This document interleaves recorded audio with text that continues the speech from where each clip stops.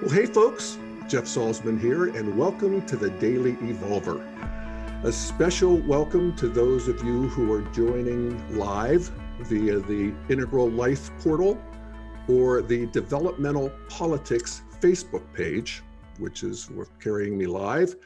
And the latter is run by the Institute for Cultural Evolution, and the former is run by Integral Life. And I appreciate both of you for sponsoring me all these many years.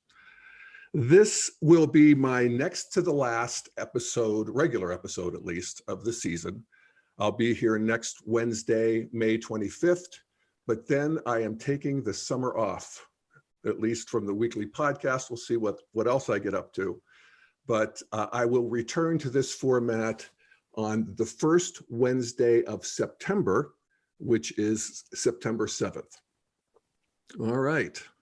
So, speaking of the Institute for Cultural Evolution, my guest today is the founder and president of the Institute for Cultural Evolution, and also my good buddy, Steve McIntosh. Hey, Steve. Hi, Jeff. Pleasure to be with you. Thanks for having me on.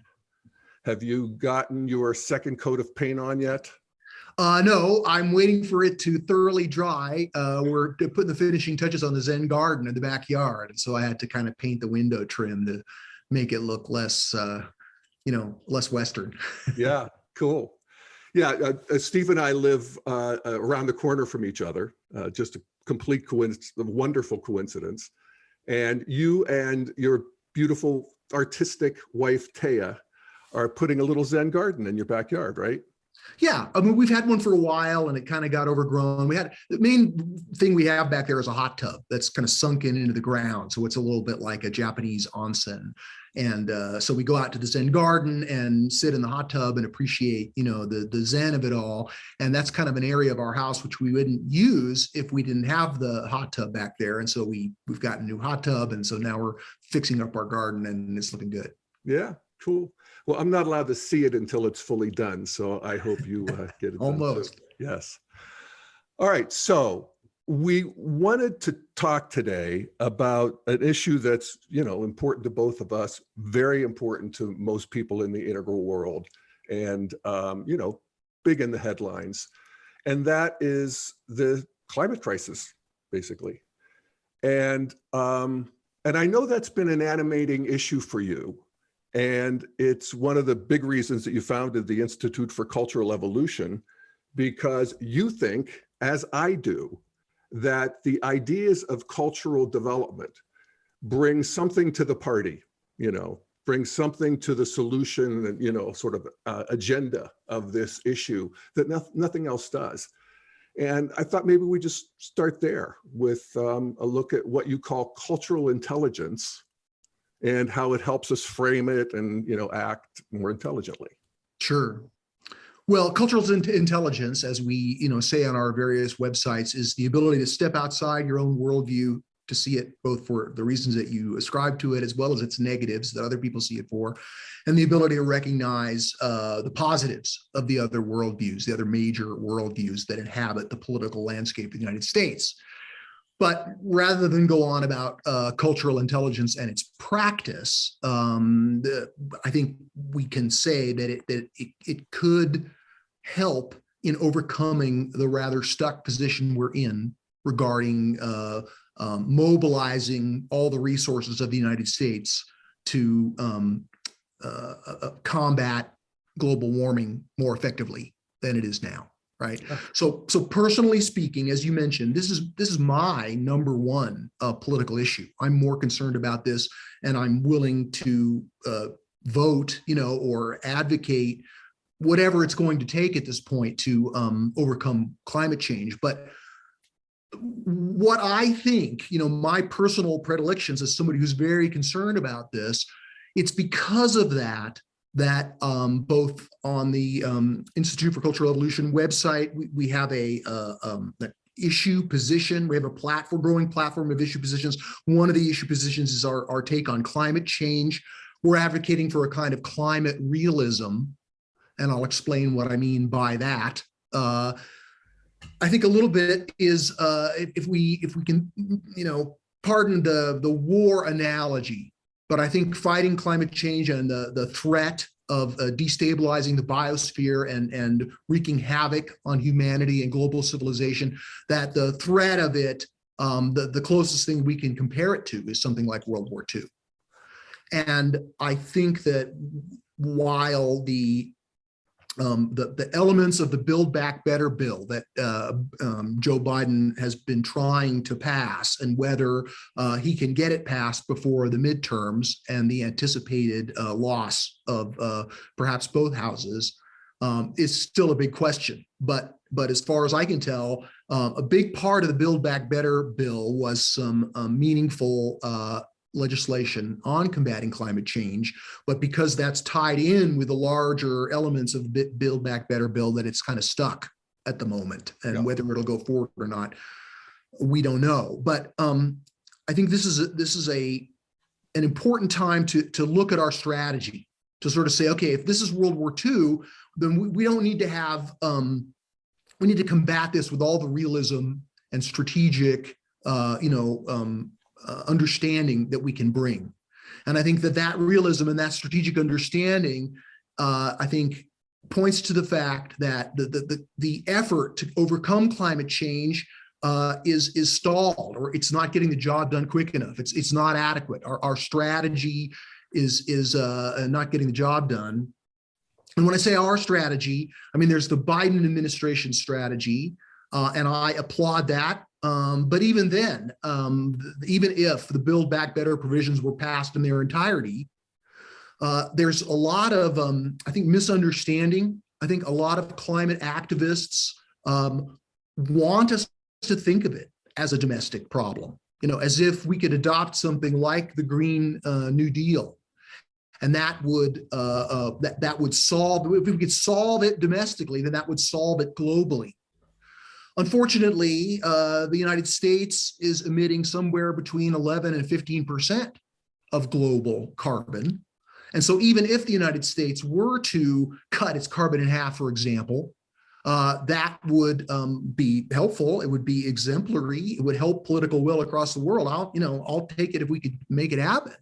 But that's only going to make a small dent in a much larger problem. And so what this realist strategy calls for is a recognition that we have Plan A, as promoted by Bill McKibben and the mainstream climate movement, and that Plan A is strategically not getting the job done. We're losing under that strategy, and that there is a Plan B. We advocate for it in our issue position, and I want to explain what I mean by that. So. Bill McKibben, certainly one of the major leaders of the climate change movement in the United States. He has a big platform. He has a huge social media following.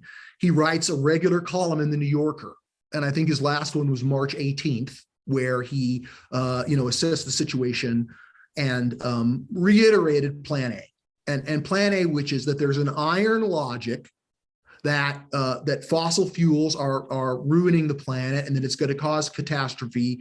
And the iron logic is we need to get off of fossil fuels right away. That is, the economy is so much less important than the planet, that the iron logic points to the fact that we just need to take the economic pain and jack up fuel prices to $10 a gallon, or whatever it's going to take to properly price the consumption of carbon so that it captures the negative externalities of the global warming that it's producing, right? So, in other words, the pollution has not been part of the price, and we need to make that part of the price, and that would be pricing it appropriately so that the costs of renewables are already shown to be less, except that we don't have the political will to take over enough land with the solar panels and the wind turbines to build the transmission lines and various ways of transmitting the energy from one part of the country to the other. And of course, whatever problems we can identify in the United States, these problems are writ large globally, which is 85% of the carbon. So the trouble with Plan A is that it continues to repeat the iron logic, that we just, that renewables are what we need. We need to get off of fossil fuels. And again, if that could happen, I would be ready to endorse it and ready to take the economic pain that went with that, even though it wouldn't fall on me as hard as it would fall on some of the other people, especially many working class Americans. But just bracket that concern for the moment. Got it. The big problem with Plan A is that there's not enough political will. That is there's both a technological problem and then there is a political will problem. And the political will problem shows no signs of being overcome. Hence the realization that the sort of the Plan A has always operated on the logic that as global warming gets worse and worse, we'll reach a political tipping point. That eventually we will have enough people who take this seriously because, Miami will be underwater, whatever this tipping point is, giant block of Antarctica will, calve off, whatever it is. Right. I think that the fact that we're still waiting and hoping for a tipping point in that regard has to be critiqued. It has to be recognized at this point in our history as unrealistic. And part of the problem with Plan A is that the political will problem is somehow bracketed, and it's just a matter of putting out more information, more science, more cajoling, yep, more lobbying for Democratic candidates, et cetera. But again, I don't see that as getting the job done in any kind of serious way. Yeah, absolutely. And as developmentalists, we can see that worldview is the worldview of postmodernity. Well, certainly, I mean, that is awareness of pollution starts in modernity in the 19th century. But then as postmodernity, the progressive postmodern worldview emerges, concern for the planet, a sort of holistic concern, not just about the smog from coal fires in London, but the fact that the Earth is a biosphere that we can recognize as a holistic system. Some have personified it as Gaia, but that it's entirely fragile and that we need to have a world-centric understanding of the global fragility of the environment. Yep. So environmental consciousness has been significantly accelerated and mainstreamed to a certain extent by progressive postmodernism. So they need to be credited for that. And they're the ones who continue to be most concerned about it. They're screaming from the rooftops that this is going to be the end of humanity if we don't get more serious about it, right? So again, I'm sympathetic, but it's not overcoming the political will problem. So we just kind of, it's like banging your head against the wall. It's not convincing the modern and traditional worldviews. Right. I mean, those are, these are our bases, our political bases and our psychological bases in a way. So I spoke to a climate class, an integral climate class about a month ago, and I polled the group. There was about 35 people, and I asked them, well, how many people feel that it's already too late to prevent some kind of radical collapse of civilization or, the biosphere or the Gulf Stream or just some apocalyptic scenario? How many people think that we're already past the point of no return on that? And the majority of people in the class raised their hand and said that they thought that the collapse was inevitable, right? Which is, of course, disturbing. Then I asked the class, how many people would vote to overturn democracy if there could be some kind of a climate dictatorship, if there was a coup that took over the United States and most of Western Europe with a cadre of folks that recognized that they had to save the planet and that the only way to overcome the political will problem was to get rid of democracy and just do what had to be done? How many people would be willing to overthrow democracy in this emergency situation, perhaps later to reclaim it? And nobody in the class was willing to overthrow democracy. One guy went like this, that's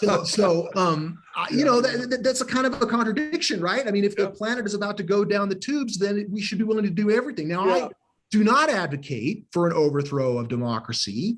I believe that climate change is a real threat, and we're already past the point where there's going to be massive disruption and suffering and human toil, and it's going to roil our history for sure.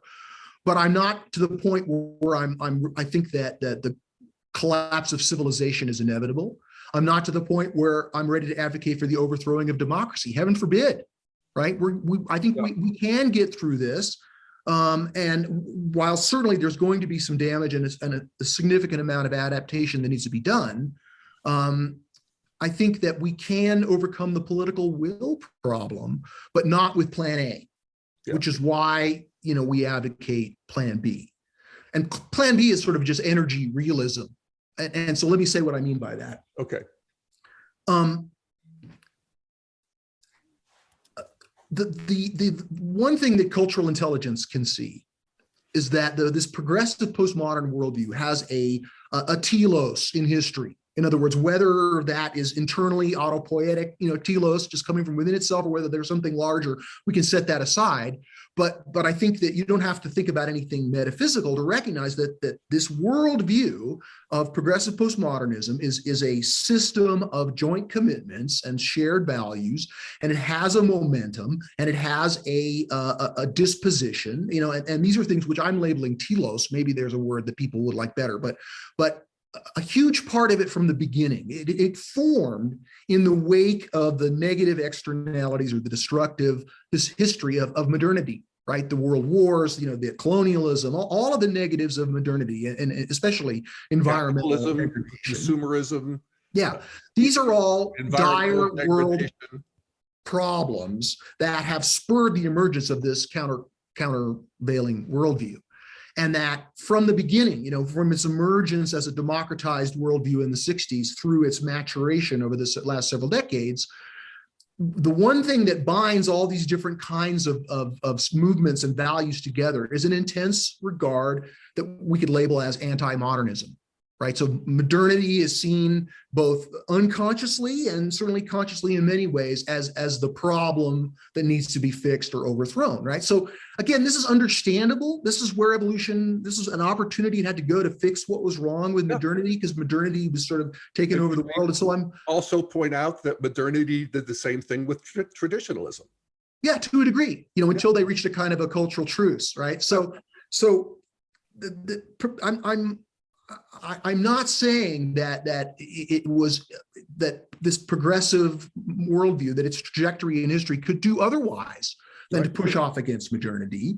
And so many of the leaders of the climate change movement, like Bill McKibben and like Naomi Klein, that for them, they can't help but attach this larger progressive concern with overthrowing modernity. That as Naomi Klein has made clear in her books and in her public comments, that the only way we're going to solve climate change is to overthrow capitalism. That the free market system is really the cause of global warming. And until we recognize the iron logic that capitalism has to go if we're going to save the planet, and that if it's capitalism versus the planet wins every time. It's that simple logic that characterizes Plan A. And it's, ironically, perhaps, it's that very logic that is a major barrier to the formation of the adequate political will that we need, right? So Bill McKibben, in his latest New Yorker piece, he quotes Naomi Klein approvingly. So let me just read this like 2-sentence quote. This is Bill McKibben? Bill McKibben, writing in the New Yorker recently, he says, "But as Naomi Klein recently told me, the hard truth is that environmentalists can't win the emission reduction fight on our own. Winning will take sweeping alliances beyond the self-identified green bubble with trade unions, housing rights advocates, racial justice organizers, teachers, transit workers, nurses, artists, and more." So in other words, again, Plan A is that while climate change doesn't generate the kind of heat and passion that the murder of George Floyd did in 2020, right? Racial justice is a big motivator politically within the progressive postmodern worldview and in large parts of the rest of the society. But climate change can't generate much passion. At least they haven't been able to do it so far. And so her idea is that we're going to just make this, we're going to double down. We're going to make climate change even more identified with the progressive postmodern left. That we're going to make alliances with the racial justice movement, and then somehow, we're going to ignore or overcome the fact that progressivism in the United States is extremely unpopular. And while it might generate riots, it's not going to win any elections. Let's just say it's unpopular amongst the 70% of people who are postmodern. Right. Yeah. And the rate of growth, or the tipping point where everybody becomes postmodern, that's an unrealistic fantasy at this point based on what we can see. Yeah. So it's important for people to understand how the current good-hearted, clear thinking people who want to overcome climate change through this progressive plan A by just getting rid of fossil fuels and immediately switching to renewables, that the level of fantasy surrounding that has gotten to the point where it's really a big part of the problem at this point, because there's this knee-jerk reaction, the iron logic by which modernity's overthrow, capitalism's overthrow, is sort of inextricably tied together with the need to reduce our emissions, right? That's the only way. And reducing our emissions and creating the technology that is going to actually make a difference globally is actually not something that can be done with Plan A. As a matter of fact, that's much easier to do than overthrowing capitalism or modernity. Yeah. So the fact that they can't help themselves but saddle their deep desire, this deep telos of crushing modernity, they can't help but attach that. And that baggage is one of the main reasons why the meaningful, moderate action on climate change is opposed by a giant portion of the country, either explicitly or implicitly at the ballot box, right? Yep. Democrats do it not so much by voting against it, but by showing consistently in polls that it's number 10 or less on their priority concerns, right? Even though it should be number 1. Yep. So this understanding of progressivism's sort of capture of the issue of climate change and the need to make it a broader issue, the need to kind of loosen the grip of progressivism and its other societal projects from this is part of this climate realism that I'm recommending. And that goes with Plan B. So what does Plan B look like, right? So we detail it with a 10-page issue position on the Institute for Cultural Evolution website. But I can summarize it by saying, obviously, we need to have an energy transition as soon as possible. And the United States, even though it's only responsible at this point for, whatever it is, 15% of global carbon, it has been the country which has produced more carbon historically. We have a much greater moral responsibility than perhaps any other country, regardless of where our pollution levels currently are. And so understanding that because it's a global problem, the United States has a significant responsibility to lead in this area.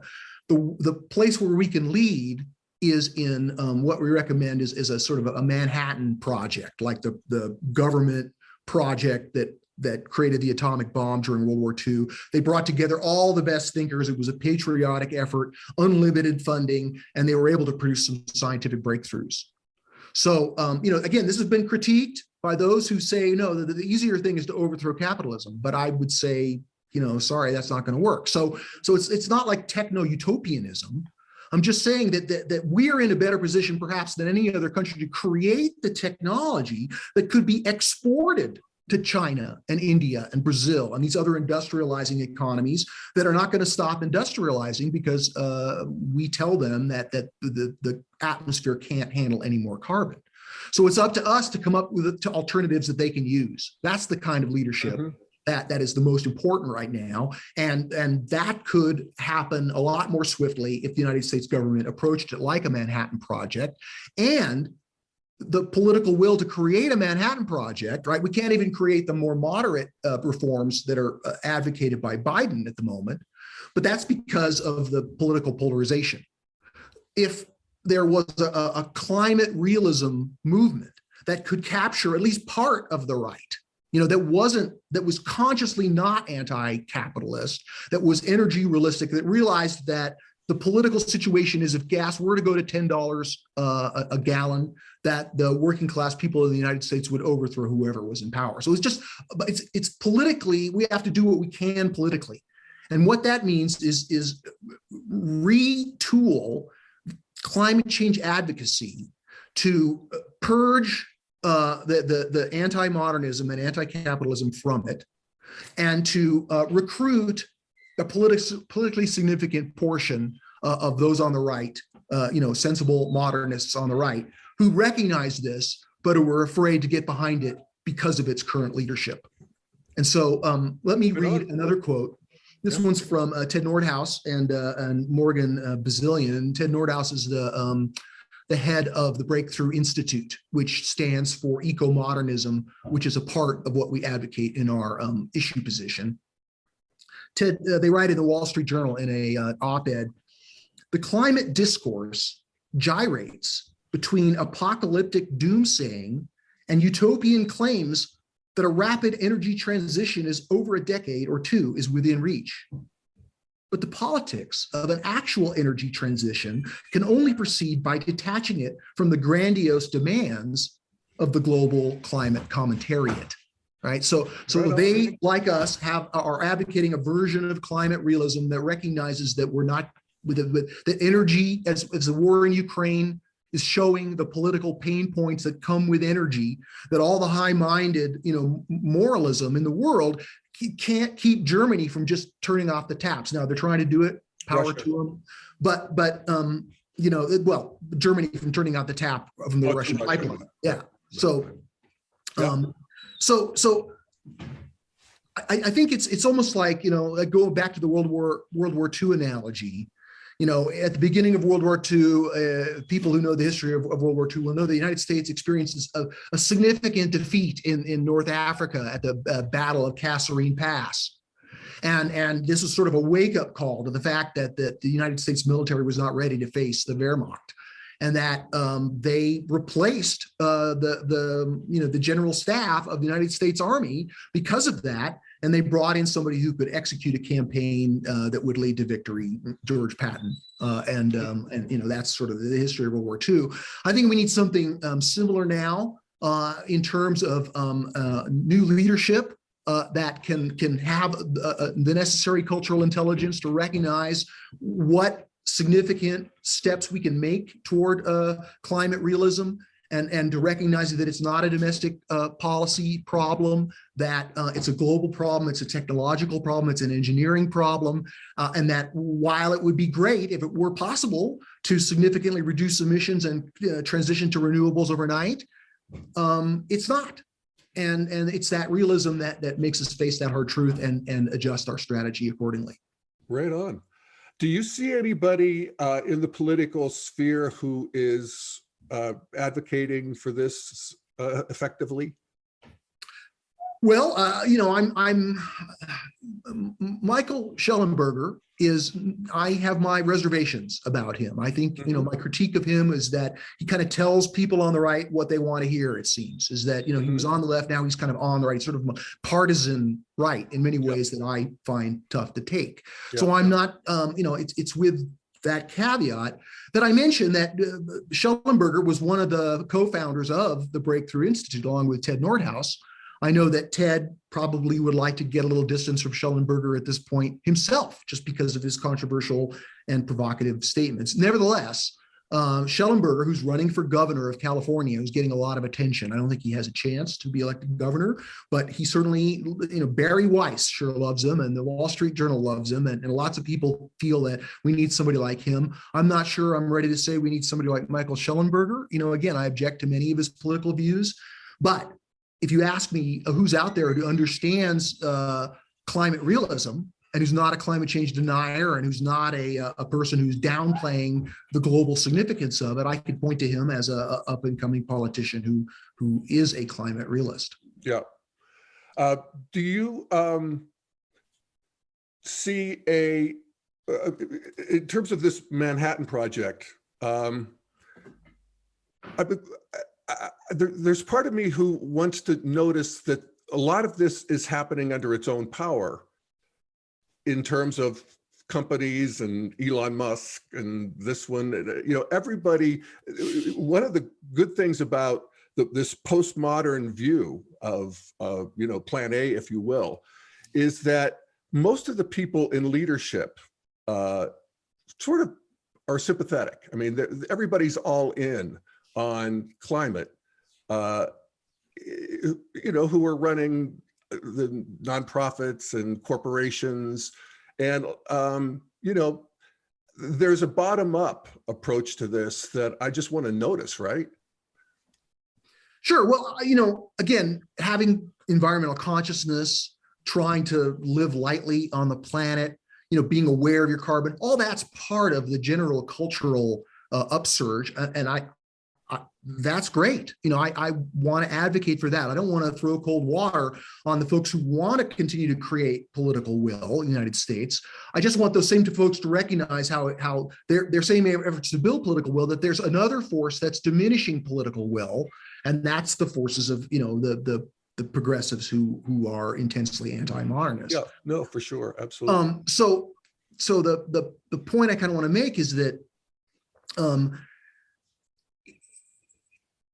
it may get solved over the next 20 years through significant technological breakthroughs, like the perfection of carbon capture, or the perfection of nuclear fission, or other technologies that could be exported and that would be able to overcome fossil fuel burning throughout the world in a relatively short time.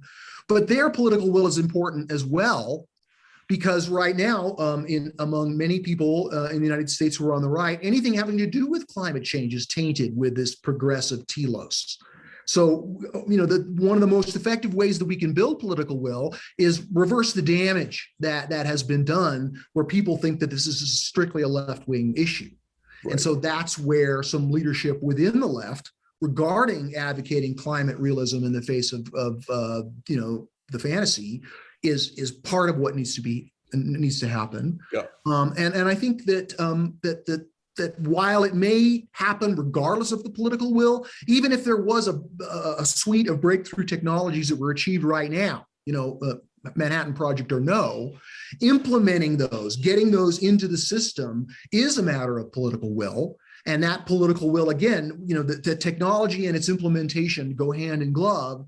And that's why the more we can champion the idea of climate realism and help people appreciate that there is a plan B that's emerging, and it's more tailored to deal with the realities on the ground. Like if we were having a war, it wouldn't be sticking to principles. It would be doing whatever it takes, and doing whatever it takes, short of overthrowing democracy, involves recognizing that we need to get modernity on our side for this. Yeah. Rather than seeing it as the enemy that needs to be stopped, because it's just that's not going to happen. No. It's not not voluntarily gigantic tipping point that we can't anticipate or shouldn't anticipate. Yeah, nor should it, of course.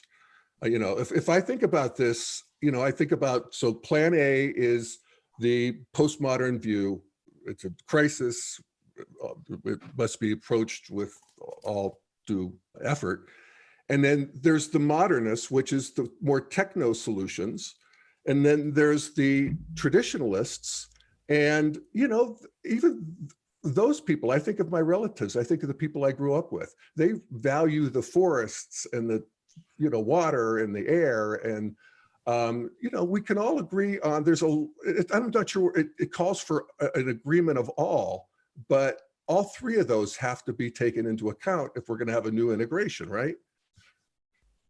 I would say that there are many people who are in the traditional worldview, who are even, Trump voters, who, if we were to make clear how part of the problem is this, is this anti-modernist agenda, anti-capitalist agenda, if we were to separate that and kind of bracket that a little bit, I think that would enable many people who feel that it's an identity issue to be against it, right? That they need to be against it because that's who they are. That's what their group loyalty requires.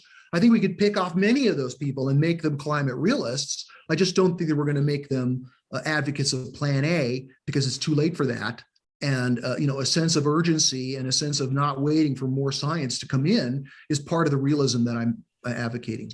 Right. What do you think is going to happen, Steve? Do you think we're going to get we're going to go with more nukes? Are we going to build the pipeline from the Great Lakes? What do you see on the horizon? Well, I mean, it's all just a guess, I know. Yeah, but. There are people who are extremely expert in this, and so I don't want to be too much of a dilettante talking about technology that I haven't really, got my arms around. But it's certainly, I think that this hope that we're going to have one or more breakthrough technologies, like I mentioned, that are going to not just be some incremental 1 or 2% difference, but are going to make like a 50% difference, a gigantic difference, and something that China can implement in relative short order. I think that's what's going to save us. But I'm not relying on that. I say that with some reservation, because I think it's, part of the realism is not to rely on a techno-economic magic, it's some miracle. I think that while it's ultimately technology that's going to make our transition away from fossil fuels much more rapid, and I think we need to invest there significantly. But again, to do that requires political will, and that political will is currently being stymied. So these are the pieces that we can see and advocate for. And in the meantime, I hope all of the smart people who are working on technological alternatives achieve some big breakthroughs in the short term. Yeah, right on. Well, just so we can get a nice groove cut with this idea of Plan B, why don't you sum it up for us? And also, where do people go if they want to find out more? Sure.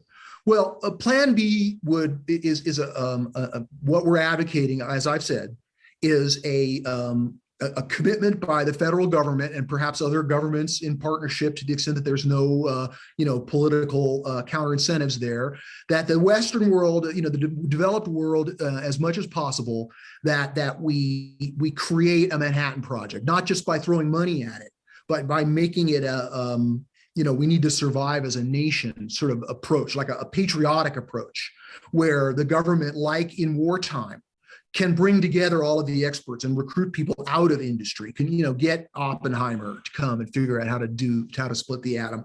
That public-private partnership with technological development intensity that we haven't seen since World War II is the chief program of Plan B. Another element of Plan B is the recognition of fossil fuel realism, that even though renewables are cheaper, renewables are what we need, renewables are what we need to transition to right away, the idea that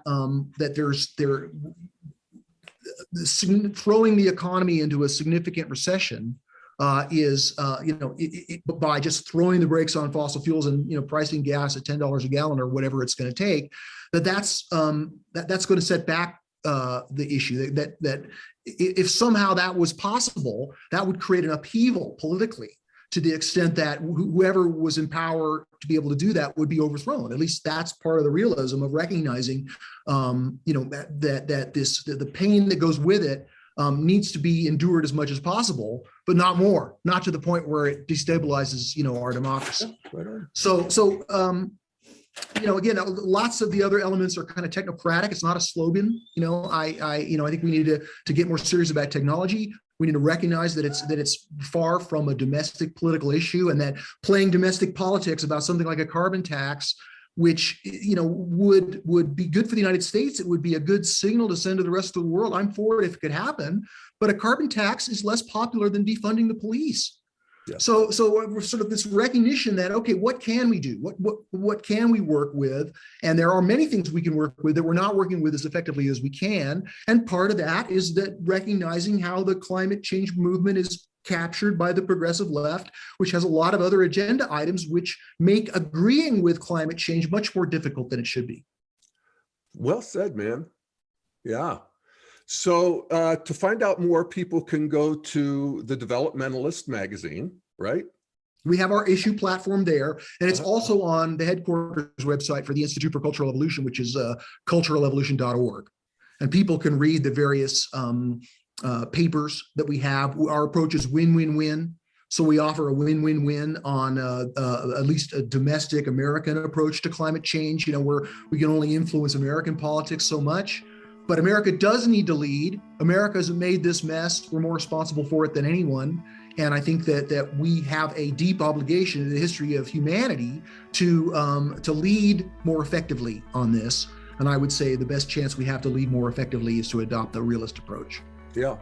Well, I just have to pause on the win-win-win, because you apply that, and it's a win for postmodernity, a win for modernity, and a win for traditionalism. It's a very developmental idea here. and very potent in that way. And you apply that to a number of the issues of the day.